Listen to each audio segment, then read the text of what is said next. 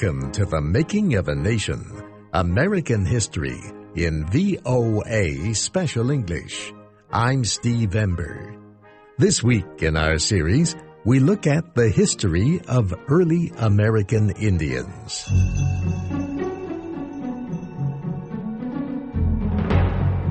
The native peoples of North and South America came from Siberia thousands of years ago.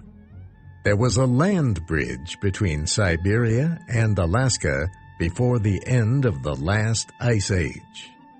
As the groups settled different parts of the land, they developed their own cultures and religions. Each group's story is important in the history of the Americas.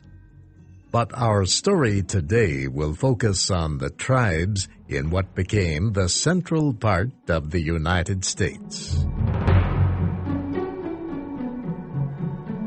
In 1804, Meriwether Lewis and William Clark led a group of explorers to the Pacific Ocean. They met the tribes of the Great Plains.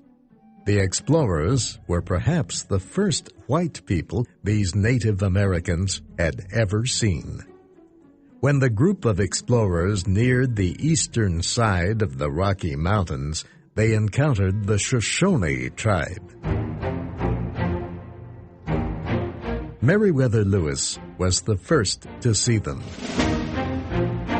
Imagine for a moment that we are with Meriwether Lewis near the Rocky Mountains. Across a small hill, a group of 60 Shoshone men are riding toward us. The first thing we see is that these men are ready for war. Each is armed with a bow and arrow. Some carry long poles with a sharp knife at the end. They are riding very fast. Some of the horses look like they do not have riders. But as they get closer, we see that the riders are hanging off the sides of the horses or under the neck. They are using the horses' bodies for protection. The horses are painted with many different designs in blue, black, red, and other colors.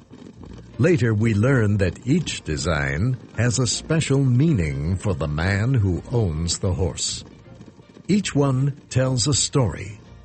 For example, the rider of one of the horses is a leader in battle. Another has killed an enemy. As they come nearer, the Shoshone group sees that we are not ready for war. They slow their horses, but are still very careful.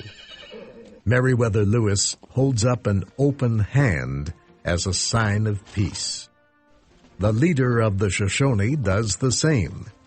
They come closer. The Shoshone are dressed in clothes made from animal skins. Most of these skins are from deer or buffalo. The skins also have designs and tell stories like the designs on the horses. One design shows that someone has fought in a battle. Another shows that the person has been in many raids to capture horses.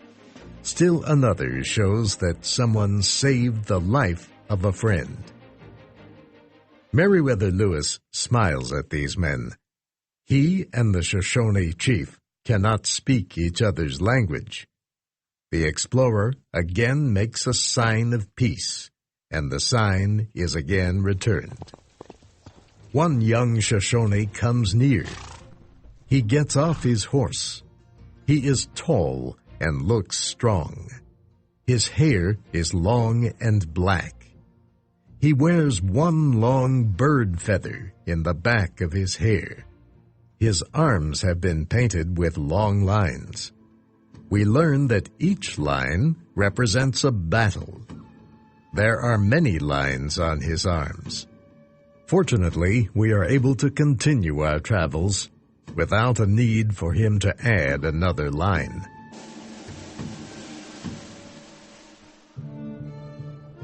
Many tribes, including the Shoshone, populated the area known as the Great Plains.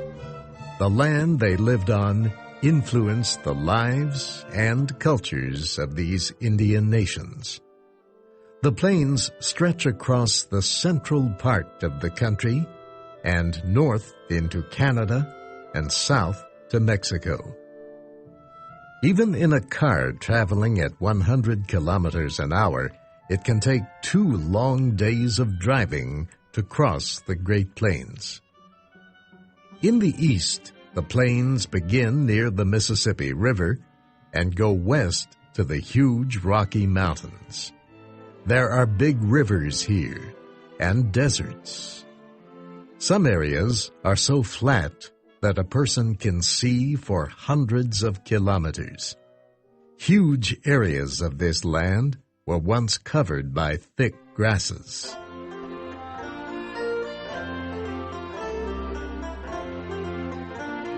Those grasses provided food for an animal that made possible the culture of the Indians of the Great Plains. The grass fed the buffalo or bison that were the center of native culture in the Great Plains. The huge animals provided meat for the Indians and much more. They were an important part of the religion of most of the native people of the Great Plains.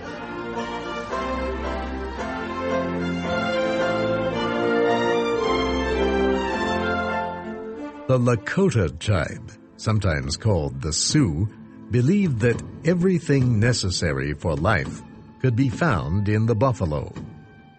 The back of the animal provided the thick skins that the Plains Indians used to make their homes. Other parts of the buffalo hide were made into clothing and warm blankets. The bones were made into tools.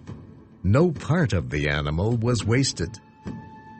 No one knows how many buffalo were in North America when Meriwether Lewis first met the Shoshone, but experts believe there were probably between 60 million and 75 million.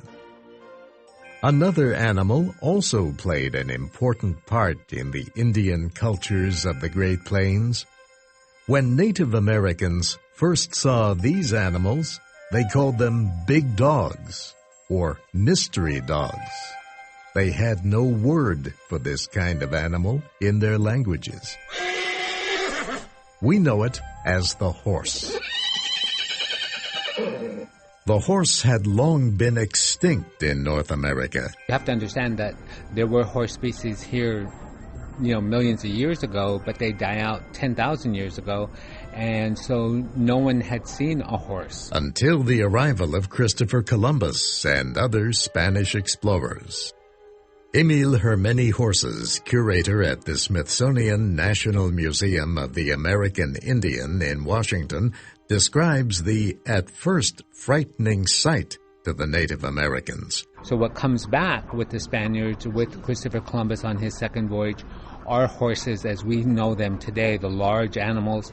And so you can understand that people who had never seen these before, then to see a rider on top of it, dressed in armor, it must have looked like this tank coming at you that you did not know what it was. So of course it struck fear. The Spaniards, the conquistadors, capitalized on that, realizing that it was causing fear and confusion, that they actually put bells on here, so even adding that extra level of noise to frighten the natives who never encountered the horse. Before the introduction of horses to North America, Indians mostly traveled by foot. Traveling long distances was difficult. So was hunting buffalo. The horse greatly changed life for the tribes of the Great Plains. It gave them a new way to travel and to carry food and equipment. It made it easier and safer for them to follow and hunt the buffalo. Originally, you may have killed 1 or 2 buffalo, where if you're on horseback, you'd be able to kill more buffalo. The Smithsonian's Emil Hermeni Horses, who is a member of the Oglala Lakota. And with killing more buffalo, you had more meat, you had more resources to make clothing from the hides, and also to make teepees. So things became more and bigger. So you might see a bigger teepee because you had more hides, you were able to kill more buffalo and process it, and so more abundance. The horse made it possible to attack an enemy far away and return safely. The measure of a tribe's wealth became the number of horses it owned. Spanish settlers rode horses to the small town of Santa Fe in what is now the southwestern state of New Mexico.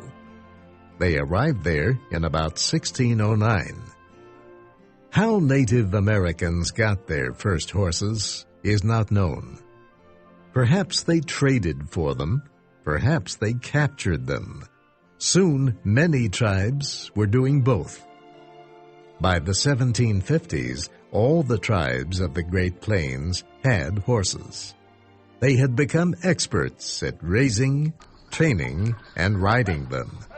And they became experts at horse medicine. Indians of the Great Plains could ride a horse by the age of 5. As an adult, a man would have one horse for work. Another would be specially trained for hunting.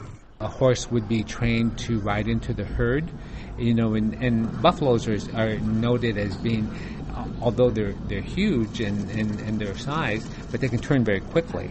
So a horse had to be ready and then be able to anticipate that. So you did have hunting horses that were trained to ride into a herd of buffalo. And a third would be trained for war. An Indian warrior's success depended on how closely he and his horse worked together.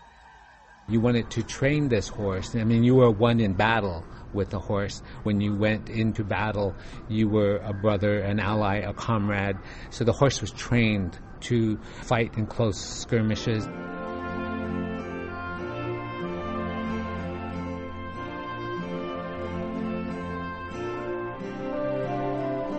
George Catlin was an artist who traveled in the early American West. He painted many pictures of the Indians and their horses. Catlin said the Plains Indian was the greatest rider the world had ever known. He said the moment an Indian laid a hand on his horse, he became part of the animal. Both the buffalo and the horse were extremely important to the Plains Indians. Because the horse made hunting easier, more time could be spent on other activities, including art. The Plains Indians began to make designs on their clothing and on blankets for their horses.